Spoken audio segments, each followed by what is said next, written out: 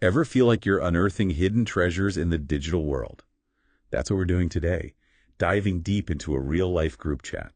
Years and years of messages. It's like a gold mine for anyone interested in, human behavior and how we interact in the digital age. Exactly. We're talking digital anthropology here, and we've got a fascinating case study.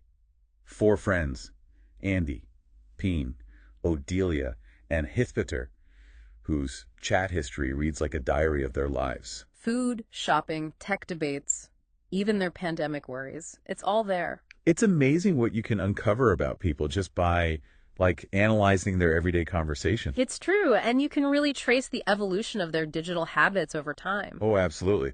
Remember those early messages where they're laser focused on point redemption strategies? Upset. It's almost like they were playing a game, trying to outsmart the system and snag the best deals. Andy was the master. He drops this gem. Selling on Mar, having more chang, having marche, This guy had a strategy for everything. He was all about maximizing value. And then there's Sepicenter, our resident Android fan.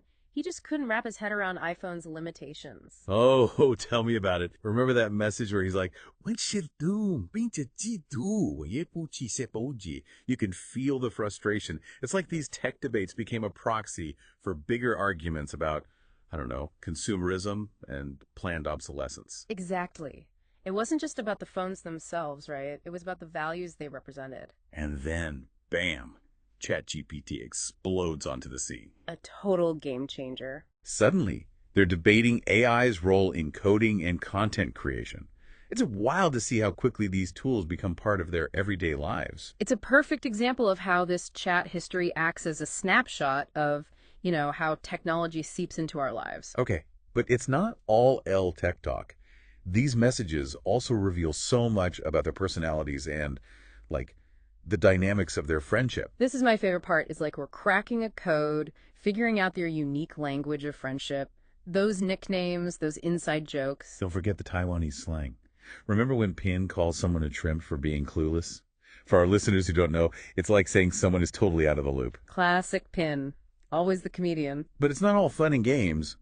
They're there for each other when it counts. Like when Odelia was stressing about work, remember? Of course. Andy swoops in with the pep talk. Oh, yeah. The way perky.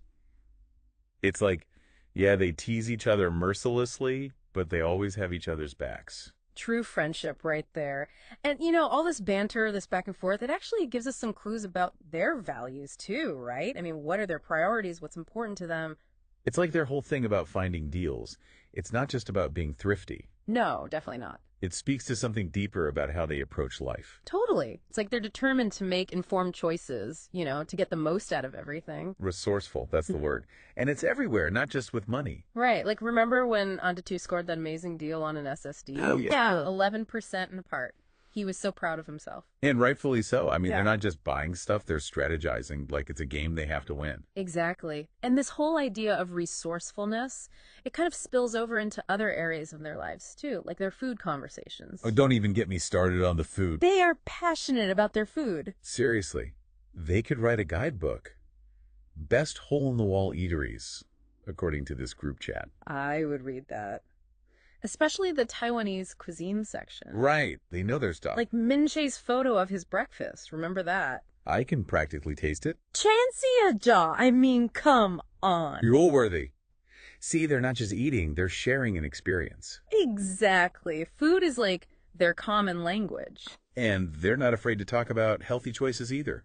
It's refreshing. Oh, yeah, they're definitely into wellness. Remember that whole debate about quiancho versus having a shit, eh? Classic. It's like they want it all. Amazing food and good health. Who doesn't?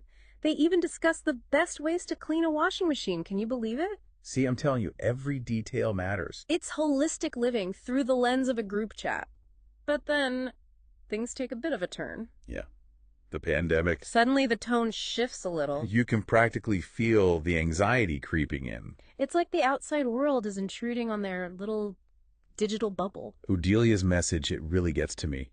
Odelia's message, it really gets to me.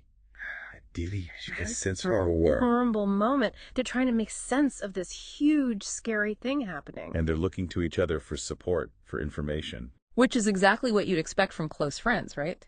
But here's the thing. Even with all the uncertainty and worry, they still find ways to joke, to be optimistic. That's the thing about true friends. They can make you laugh, even when you want to cry. It's like this pandemic discussion.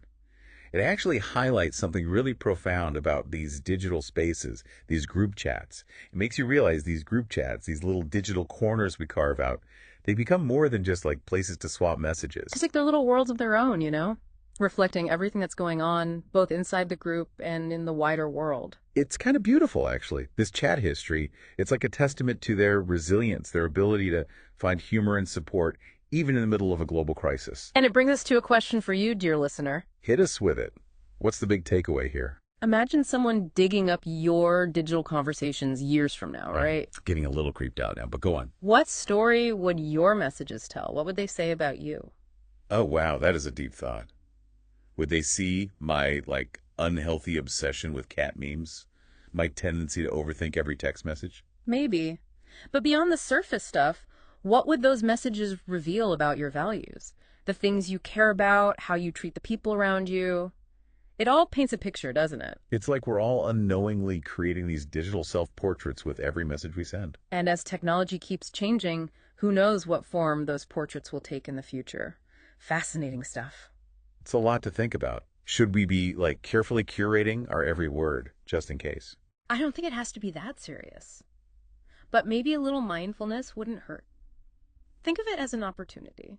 What do you want your digital interactions to say about you? Ooh, I like that. It's like, how can we use this awareness to be more authentic, more intentional with our online selves? Exactly. Because in the end, even those quick little messages, they have the power to shape our connections, to leave a mark. That's a powerful thought to wrap up on. We're not just sending emojis and sharing links. We're creating a legacy, one message at a time. We're all storytellers in the digital age, whether we realize it or not. Well said. And on that note, folks, it's time to sign off from this deep dive.